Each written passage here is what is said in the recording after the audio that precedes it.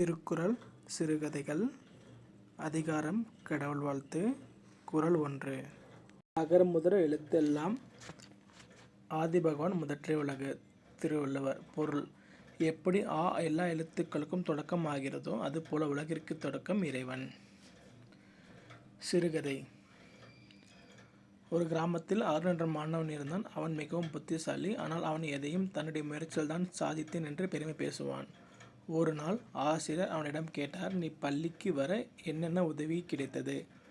அருண் சிந்தித்தான். அப்பா பணம் கொடுத்தார், அம்மா உணவு சமைத்து கொடுத்தார், ஆசிரியர் பாடம் கற்பித்தார், இயற்கையானது நீர் காற்று முதலியன கொடுத்தது.